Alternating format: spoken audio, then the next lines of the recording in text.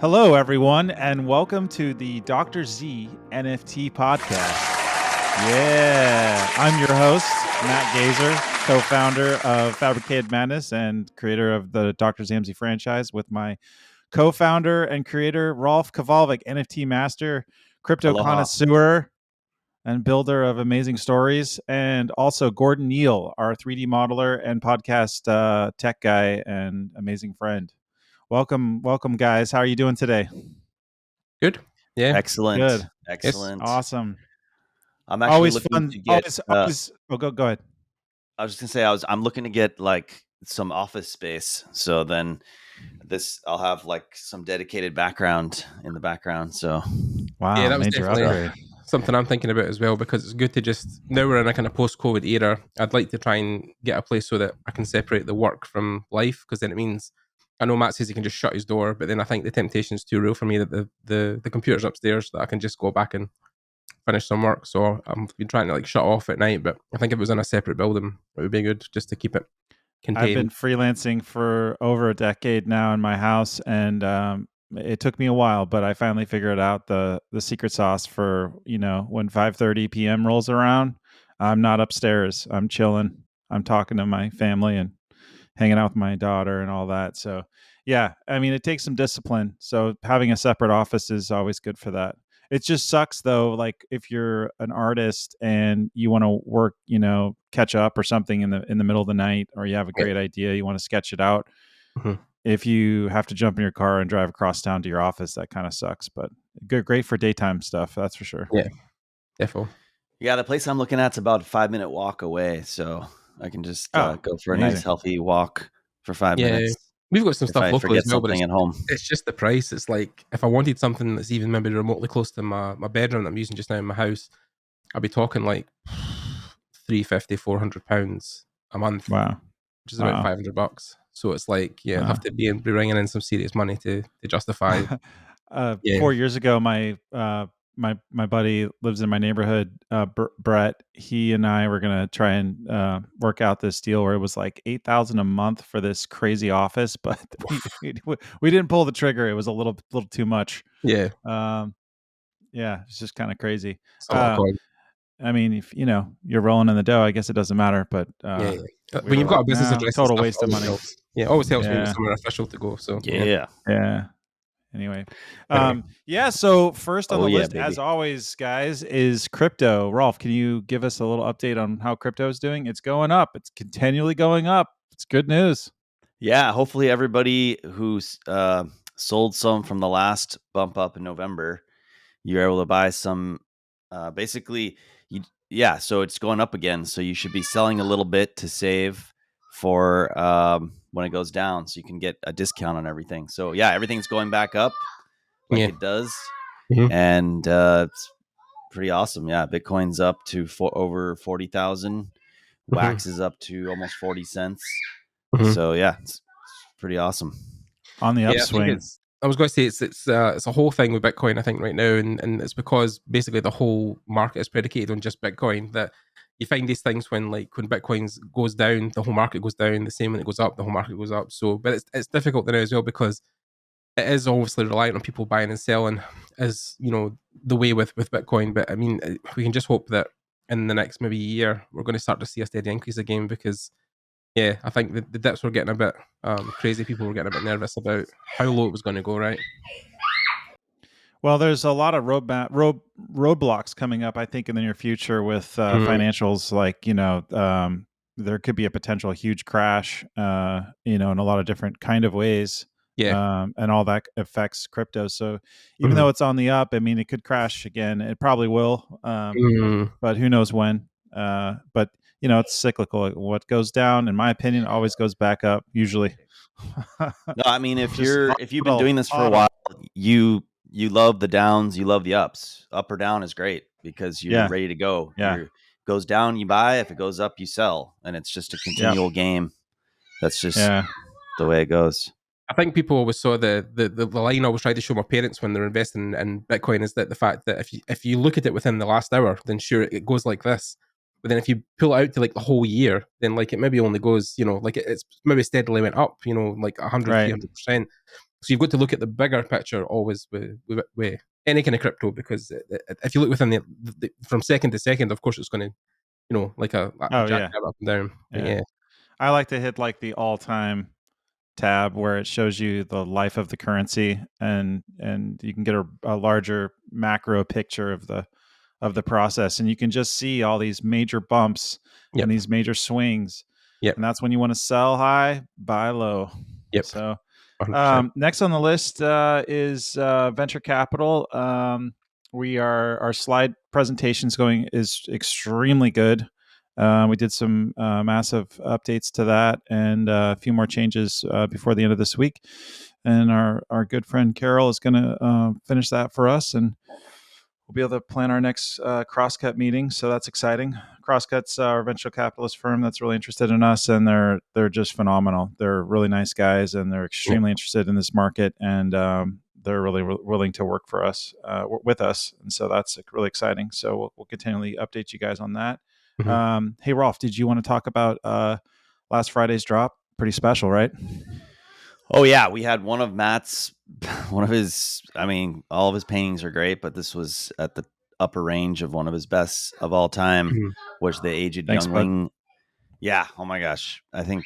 And the problem was like just no one had really seen this one before, because originally it was part of when you did puzzles, it was a reward.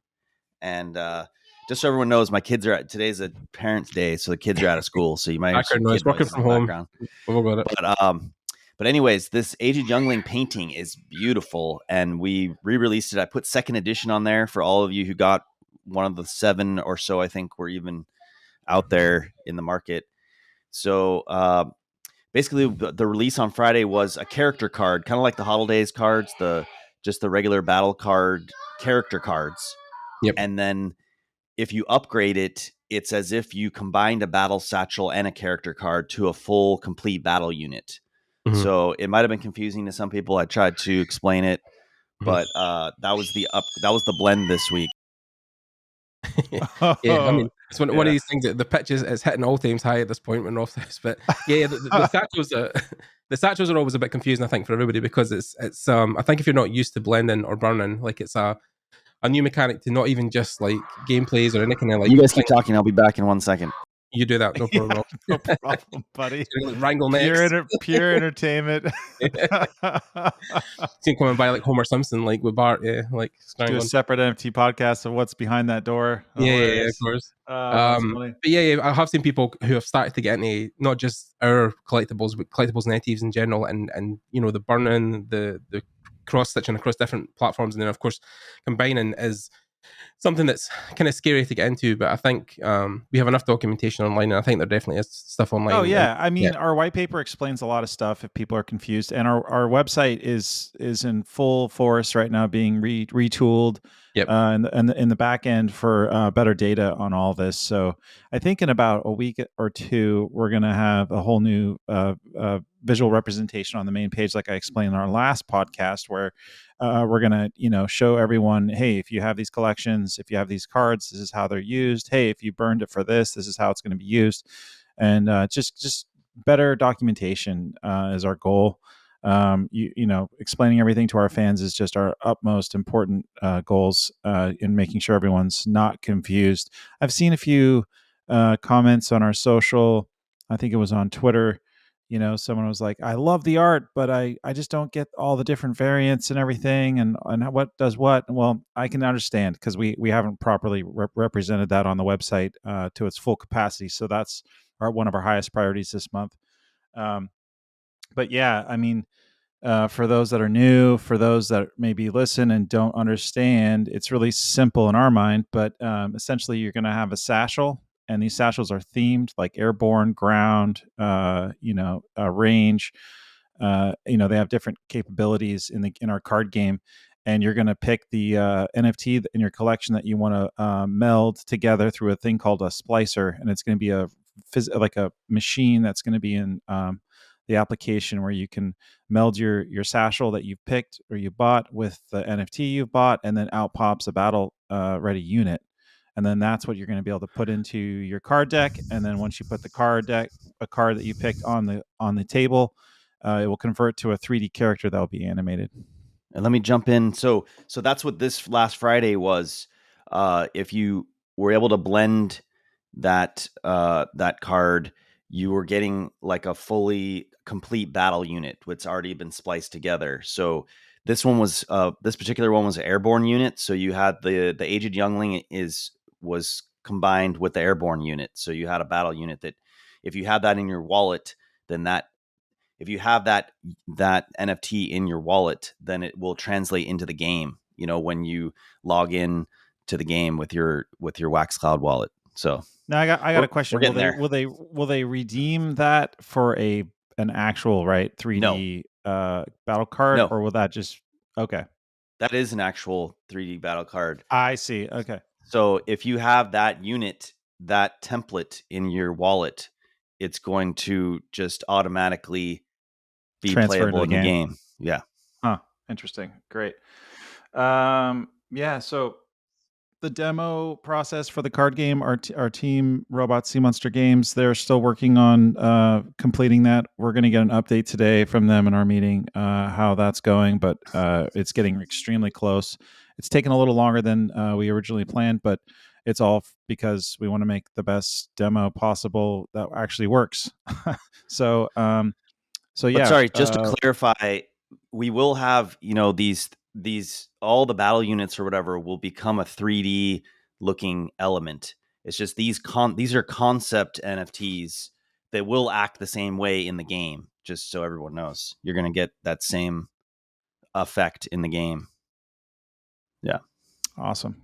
Little update on the animated series, but we're really excited, especially with where the pilot script is right now. It's amazing and just really funny. I mean, we're laughing out loud reading those things and just adding a few adjustments that we wanted to the script.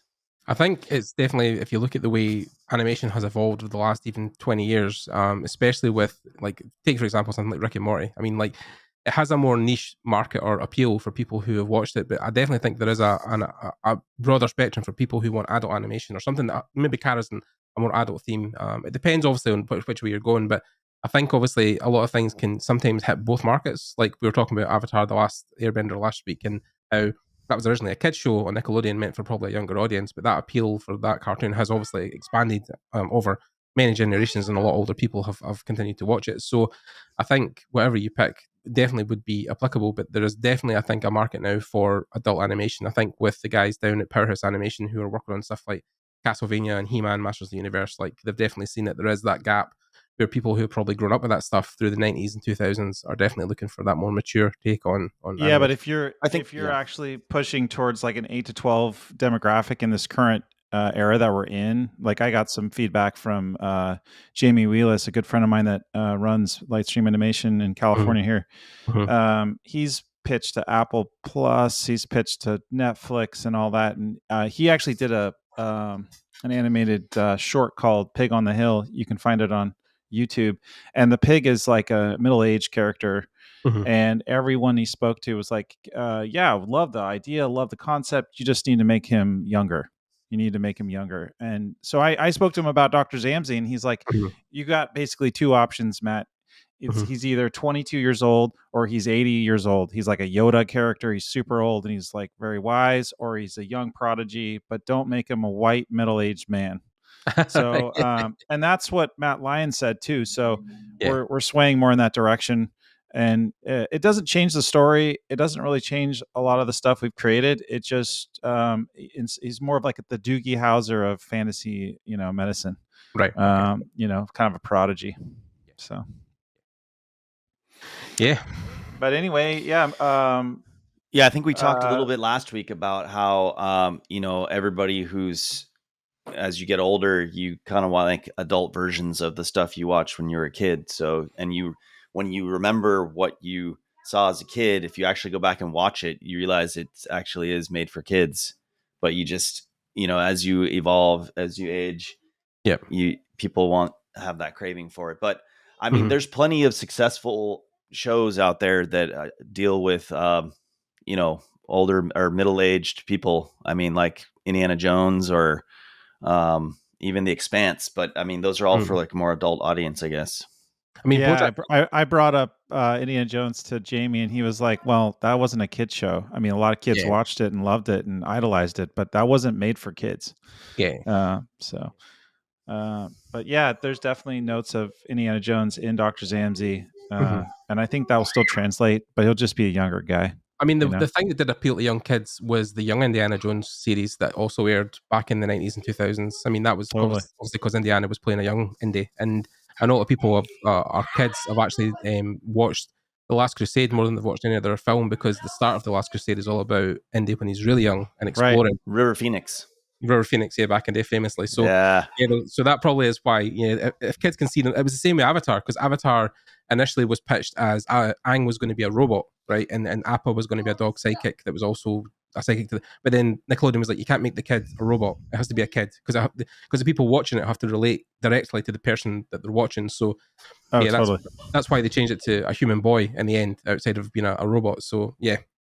Yeah, it's interesting. I mean, and spoiler alert, if you've been wanting to see what Luke Skywalker's been doing since 1983, if you watch the Mandalorian episode 6, is about over 50% Luke Skywalker. Yeah, it's pretty awesome. That's actually the Book of Boba Fett episode 6, just to clarify. right? Yeah, And clarify. Again, I'm very confused by this Book of Boba Fett, because the first 4 episodes I thought were like Power Ranger quality, like just over the top, like campiness. I think the feedback has been heard of. I think people heard your cries. And like then everybody heard the cries of So then episode 5 and 6 are basically Boba Fett's not even in it. It's like episode 1 and 2 of Mandalorian season 3. And it's just it's like a whole different show. So we'll see what happens tomorrow night. Here in Hawaii, it comes on at 10 p.m. It's the finale of Book of Boba Fett. And anyway, the general message we've got here is that Zammsy is still we're working with age range. That's something we're feeling out. Yeah, we're feeling it out, but it's looking like he's going to be younger. I'm coming to terms with it, and the way we may look at this is like it's more of a prequel, and then we could get into maybe live action or something else. It can where always be he's offshoots of like the story going to different places. I mean, especially with the Witcher series on TV right now, there was a whole animated special that Powerhouse made also that was on Netflix, was all about Vesemir, who's Geralt's mentor. But the whole series was about when he was in his 20s, or well, presumably his 20s, when he was a lot younger, and him being a young Witcher, which obviously took an upkeep of younger audience. So yeah, there's ways you can branch off the story and take characters out of it and do other things. So yeah. I mean, if anything, the animated series is proof of concept for a live action movie or series that involves an older Dr. Zammsy. So, very much so. Yeah. So, I mean, not a whole lot left to talk about. I mean, we're just in the middle of prepping for set 3. Our illustrator, Rolf, I need to show you the latest on Amelia Youngling. She's looking really good. That's pretty much wrapped up. So we've got 2 cards from a new illustrator that are pretty much getting really close to being finished. I'm working really hard on my paintings, and set 3 originally was going to be for February 22nd.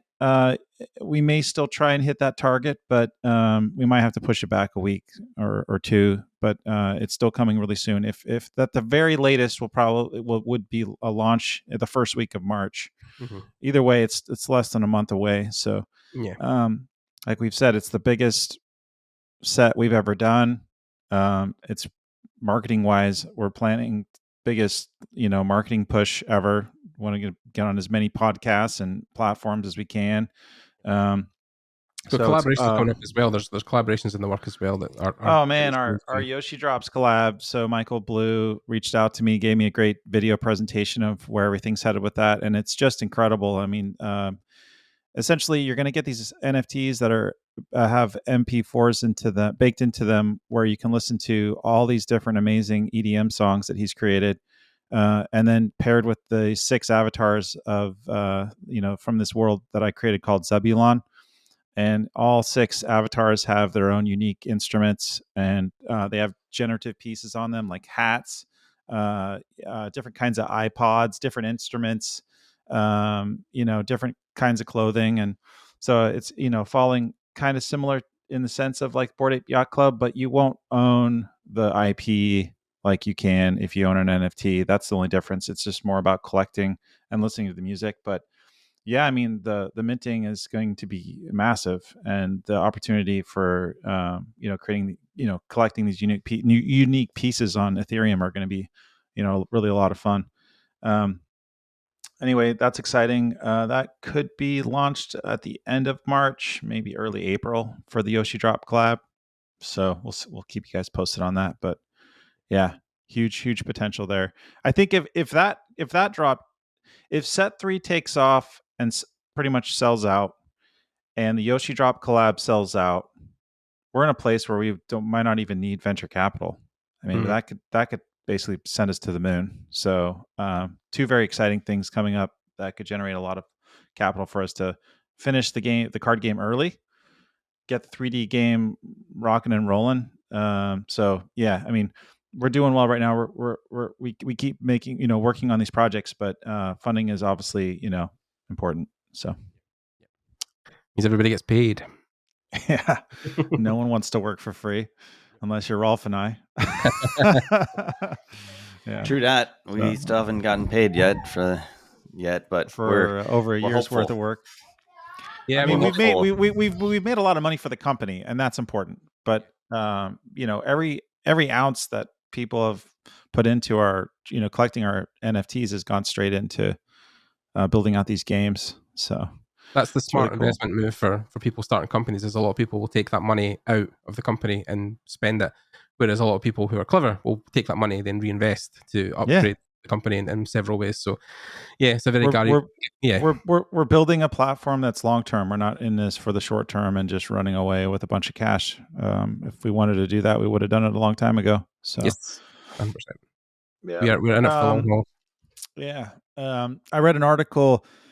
I think it was on Gizmodo about NFTs, and this guy, he was predicting a crash, because the amount of NFTs and artists that are out there is outweighing the amount of collectors in the space. But I think part of the problem with that is utility, and they didn't even bring it up in the article as part of the reason why it couldn't crash. I think on Ethereum and on a lot of different other blockchains, there's not as much opportunity for utility. I'd love to get Rolf's perspective on this, but if you think about Wax, I think that we have the opportunity. I think that the fact that we're on Wax just kind of sped up the process that a lot of people on Ethereum haven't gotten yet. Is that the market has shifted to people wanting stuff for the art and also a utility. So I think that it's good that we pivoted towards giving all of our NFTs a staking ability and then ability to use it in a game and to play to earn, to create your own wealth from your NFTs. So I think we're moving in a good spot. I think we're a little ahead of the curve on that just by picking Wax as our ecosystem for this. And we have so many alliances in that space. I mean, that's the primary reason why we got involved in the first place, is that Rolf just had so many great connections that got us started, and to this day have been still useful, extremely useful, and will be in the future. I think if it was reversed and gone, we would have gone in through the ETH, Ethereum, but I think we would have just been more in this collector's mode and not thinking about all these other utilities that the technology provides. So yeah. Well, I guess that's about it, unless anyone else wants to talk about their favorite show. I wrapped up Archive 81, and you talked about last thing, the horror thing, right? Yeah, my wife and I finished the series season 1. It's good. It's highly entertaining and scary and creepy as hell, but the ending wasn't as good of a payoff as I hoped for, but it left a giant question that makes me want to watch season 2. So at least there's that. But I'd say the writers were super good at like the suspense and the build up, but they needed to work on the payoff. That's my opinion. Yeah. Amazon's got this new show called Reacher, which I guess it's related to the same character that Tom Cruise played like 10 years ago. he did some kind of a Jack Reacher show, but this is brand new Amazon show, and it's pretty good. I'm up to it's. They didn't do it like Boba Fett where it's every week. They just put the whole season out there so you can just binge watch it. I think I'm up to like episode 5, and there's 10. I think there's 10 episodes. Yeah. But it's pretty good. Yeah, Jack Reacher was only, I think, was it 2012, 2013, something like that. But that's funny, that is 10 years ago. I thought it couldn't be that long, but it is now. So yeah, but it's funny because Lee Child, who's the author of the Reacher books, actually, they're not called Jack Reacher, they've got individual titles, but Jack Reacher's obviously the same character, but he recently talked about how Tom Cruise is too small to play Jack Reacher. He's just... Okay, so that leads to what I was going to bring up. I spoke to a friend about this show over the weekend, and he read the books, and he said the books peg the main character as this giant dude, kind of like The Rock, and not Tom Cruise. So this series is based more solidly on the actual book material. Yeah. I think he's a beast. Henry Cavill's the more size of the guy he would want. Yeah, so right. I think this guy's bigger than Henry Cavill. Like the guy that they have playing him in the show is ginormous, and he beats the crap out of people. Like, oh yeah, goddamn, these gangs of guys want to beat him up, and he just destroys them. Jesus, it's amazing. Yeah, that guy's like 6'3", 300 pounds. Like, that's crazy. My God. Well, in the show they say he's 6'5", but if you look up the actor, it says he's 6'2" in real life. But yeah, he's big in anyway. the show they say he's 6'5". Tom Cruise is like 5'11", I think. No, 5'7". He's like 5'7". Shorter than me. Jesus Christ. So yeah, Tom Cruise. Are you guys watching the Sex and the City reboot called Just Like That? Oh, I am. I'm a huge fan just because my wife roped me in. I watched it. I know that it's a show. That is like total chick show right there. Yeah. I mean, I watched I get into it though. I like it. I think I've just had enough of Sarah Jessica Parker. I think I've just had enough of her. Just enough. She's done enough. Like, she needs to just retire. That's one of those shows like The Bachelor or The Bachelorette. Yeah. Flight of the Navigator. She was in the Flight of the Navigator. It's kind of funny. Yeah, she was in Footloose as well, right? In what? She's been working since she was a baby, man. She's been in so many movies. Yeah, she was in Footloose. She was in... Like, they could make a Kevin Bacon thing, like how many... Yeah. Every actor's worked with her. Yeah. Right. Yeah. No, she's been working... Same with Kim Cattrall, but then she's not in the new one as well, because she just had enough of it as well, so... Yeah, she talked about that. Kim was kind of like... Kim Cattrall's not even in the new one? Then I really am not going to watch it. Yeah, no, there was a falling out. She's like the that's only actually hot one on the show. Yeah. They talk about it in the first show. I've seen it in the first episode. Like Mannequin. Remember Mannequin? That was a great show. Yeah, Mannequin. She was in that. Yeah, she was in Big Trouble in Little China as well. Way back in the day. I think she was in Porky's as well. Oh, she's been in a lot of things. Yeah. She was like the only hot one on Sex and the City. So that's crazy. They don't have her on there now. But yeah, no, the guy in Reacher is crazy big. So, and I mean, this is a spoiler alert, but it sounds like I'm not speaking to the base. Big dies. Oh wow, really? Who's big? Carrie's. Who's big? Husband. You clearly are not a fan. He's Carrie Bradshaw's husband. Clue. The Sarah Jessica Parker's husband in the series. She married him before the films, and then she married him in the first film. And then but then he would be, I think even in real life he's like 67 years old or something like that now. So something like that. Still ticking though. Yeah, still going. I just like it because I love New York City. I've been there a couple times and it blew my mind. So you always struck me as more a West Coast than an East Coast, but maybe that's like a secret thing you've got in your head that you've always wanted to maybe live on the New York coast. Oh, I got something. I got something New to tell York's people. an incredible city. Okay, go for it. Go Rolf. I got something to say. So I got Matt to. It doesn't take much, but it's just we're really busy, so it's hard to have any time to do stuff. But I was able to get Matt to upload, I believe, 5 new images to our T-shirt company.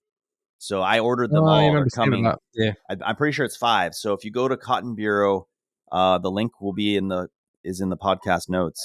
Mm-hmm. You can see we have now like the drop from Friday is going to be on there. The Aged Youngling. We've got a couple of the crystals, Dr. Zammsy's laboratory, and what was the last one? I can't remember. We got the cure. The cure card. When Vizija was younger. So really cool. Check out our T-shirt site. It's on demand, so it's really cool. We don't have to pay to have the shirts made and then mail them to you. You just put in an order and they will ship it to you and make them as needed. The quality is really nice. They print really, really nicely on their shirts. And the shirts are super nice. It's kind of expensive. We have nothing to do with the price. They're like $29 each. We only get $5 of the $29, but the shirts are super comfortable. If we ever get money and capital, then we can start thinking about merchandise from our office. But at the moment, we're trying to rely on third parties because it's way high. It's expensive. I mean, I've tried to print T-shirts in the past, and set up companies through design and stuff. But Me it's too. a fortune. I have a good friend. He owns Red Leaf Printing Company here in Roanoke Park, and I for my Comic Cons, I printed shirts with him. It's tough because you want to do the small, large. Small, medium, large, extra large, and then you run out of a particular size and you got to reprint and you go to a Comic-Con, you think you have the size and then people ask for that and you don't. It's just such a huge effort. You know what's cool too? It's not just t-shirts. You can actually get a hoodie or a tank top, and the hoodies are like $40 or something. So I don't know why the t-shirt's $29, but then the hoodie's $40. So that's actually seems like a pretty good deal. So you have the option when you select the image of what type of shirt you want. And they have male and female cuts as well. So you can decide what side you want, size and cut you want of a shirt. Yeah, I mean, as we keep expanding our efforts, I mean, our merchandise is going to scale, I hope over the next year where we actually start making, toys and stuff of things from Dr. Zammsy. Definitely want like a couple robots. It's all about the toys. To be hella cool.